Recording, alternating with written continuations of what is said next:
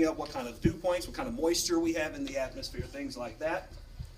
Then we get on the conference call with SPC and FEMA at 9 a.m.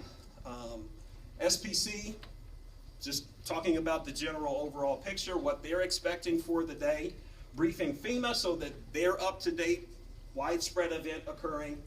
These are the locations in which we're expecting some of the more impactful damage to occur. Typically, we coordinate with some of our other offices. We do that with SPC as well.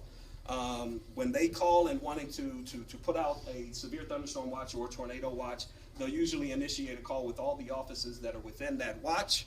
And then we'll just discuss, hey, sometimes they'll ask, hey, do you want this county out or in? They'll talk about their thoughts, whether tornado or severe, things like that.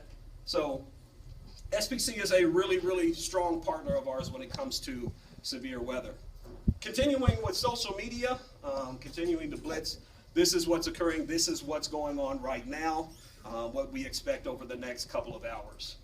We do all of this to heighten awareness. What good is it if we're saying all these things and we have this forecast of, tornadoes galore, but nobody's hearing about it but us and a few weather weenies that who's my weather weenies in here? I got weather weenies? You lied to me. No, she got her hand up. There we go. That's my other favorite. That guy in this one. All right. We do that to heighten awareness because we can't have the forecast just be for us. Folks need to know about it. They need to know about it so that they can prepare, and then they can know how and when to put their plan into action. As I mentioned before, the watch process with the National Weather Service, not National Weather Service, Storm Prediction Center, typically they'll issue what's called a mesoscale discussion. On their website, they will highlight a particular area with kind of scalloped red, typically for tornado. So they scallop this particular area in Indiana and then into the lower portion of Michigan. And they'll scallop that, and then they'll have a discussion telling, hey, this is what's evolving across that particular area, and this is what we're expecting. Now they will give you a percentage of chance that we'll see a watch box as well. After that's out and things are continuing to progress, they'll initiate that conference call that I spoke about earlier. They'll propose a watch box. We'll all kind of discuss and collaborate on changes to that particular watch box. But one thing you need to know, watch means conditions are favorable. Warnings mean what? I know I look to you every time, but I got it. Does it mean like the sighting? So, yes, one of them is, it means it's occurring as we speak. What else? Could it be that the radar is indicating that something could be happening? So radar's indicating and it's imminent, but maybe it's not happening at that particular time. Yes. So watches, conditions are favorable. Warnings mean it's imminent or it's occurring as we speak. That tends to still be a big issue for some of the public.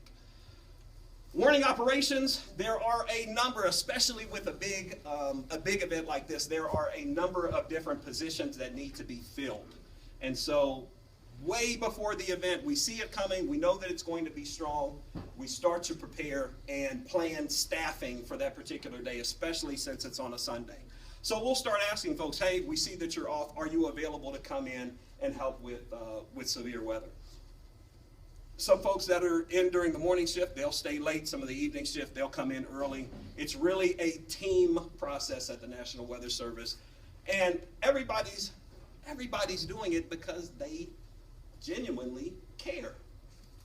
They give a crap about whether or not you stay alive or not. And so that's why it's so important for us to have staffing and to have most of these positions filled. The main position during warning operations, of course, is the warning forecaster. They are the ones that are really diagnosing what's going on with the radar and issuing a warning when they believe that event is going to occur. If it is a widespread event across our area, we will sectorize. So there will be a main warning forecaster, and then either one person will take one area, another person will take another area. We've done it to where one person would focus on the severe threat, and another person would look for tornado. We've done it where one person will issue the initial warning and another person will issue the updates. So there's a number of different ways that we can sectorize and remove some of the more strenuous workload from our main warning forecaster. The event coordinator, they're the ones that make sure everything is on task. If a warning needs to be updated, they'll let you know about it. They're also keeping tabs on whether or not the warning forecaster or the other forecasters are starting to wear down. Because the last thing you want is someone who's been up staring at a radar for 12 hours to continue to be on the radar if they can't handle it. So the event coordinator does a lot. Public information officer, communicator, typically those tend to be grouped together. We have now added social media to that as well. So they're also mining for social media reports, which is something that I believe you guys could possibly help us with. And Jason will get into a little bit of that later on. A mesoscale analyst, they'll kind of continue to do some of the forecasting for us, and especially for the warning forecaster, because they're focusing on the storm, not necessarily on the conditions downstream. So this mesoscale analysis is looking at the conditions downstream, whether or not the storms will continue to have enough fuel to keep going, or you'll start to see an overall decrease in overall intensity. A verification specialist, we issue these warnings, we need to know whether or not we're doing a good job, and we also need to know whether or not we need to go out on any surveys the next day. So the verification specialist gets reports, puts them into what are called local storm reports, so that those are sent out and the media sees them, the public sees them if they're looking, and the media especially, they can then pass it along to, because let's face it, most folks get their information from the media, so they're passing that along. They're a big mouthpiece, not only for their station, but for us as well. Flash flood, if you have a situation where you have a lot of water coming down, that's the person that will handle that. But just because we're having a severe event, a big event, doesn't mean that our regular forecast duties stop. And so someone needs to continue to be doing that. And we'll typically call in one of our ham radio guys to man the radio during a big event at the office. I talked so long that it decided to stop. We also have what are called spotters. These are everyday people who are out in the community that give us critical weather information, because the radar can only tell me so much. I'm sitting at the radar desk, I see a storm, I think it's dropping 2-inch hail, but I don't know for sure. So how do I find out whether or not it's dropping 2-inch hail or what size hail it's dropping?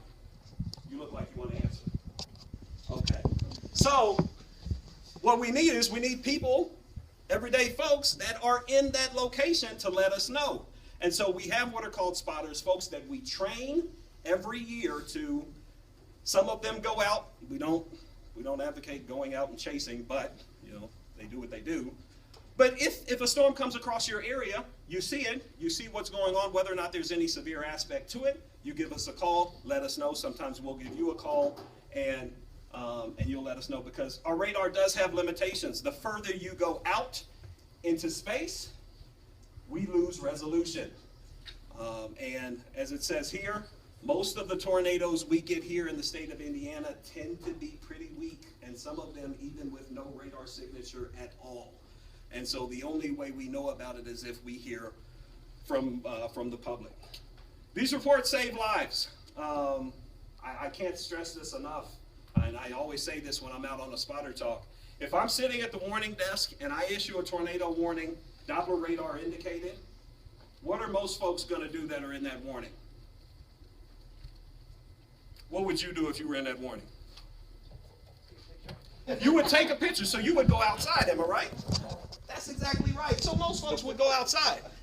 I get a report from you.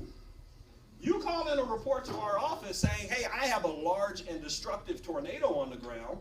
I hear that. I put it into the warning as an update, and now no longer is it radar indicated. It is now saying a large and destructive tornado is on the ground moving towards your area. You are now going to do what? And you better not say take a picture. Go underground. He's going to go underground, lowest, most interior portion of your dwelling. Smart man. But it literally is life and death. The reports that we get at our office literally can mean the difference between life and death, and that is one example in which that could happen. This has happened within the past couple of years. Some of the experimental wording that we are now using for some of the tornado warnings include tornado observed, significant, catastrophic. These are just indicators, as I just mentioned, to heighten awareness. Folks see it, the media sees it, they're keying in on it, especially once you get to observed, significant, and catastrophic. Then you know, hey, it means business. Get underground. This is a radar loop of November 17th. Let me get it going here. What I want you to focus on is this little S shape right here. Your county is right here. Of course. Lame. Where were you at on that one, Jason? Okay. So notice you have this line pushing right through Tippecanoe County. Does anybody remember that particular day? Were you all here? Got any seniors, juniors, seniors in here? Do you know how many tornadoes you had in this county alone that day? I remember that day. Sorry. It's okay. You can say anything. Oh, yeah. I love you. I'll tell you what, I don't know if that's what you wanted, but I remember I was in the dorm. Yeah. They kept taking us tunnels that we didn't even know existed. I swear, they just threw us in underground this little tiny thing, but it was so crazy outside. Yeah. It was so dark. Seven confirmed tornadoes in Tippecanoe County alone. That almost never happens. We would run across a path, and then a little bit further down the road, we would run across another tornado path. So, crazy, crazy day. One of the more historic days across the state of Indiana that day.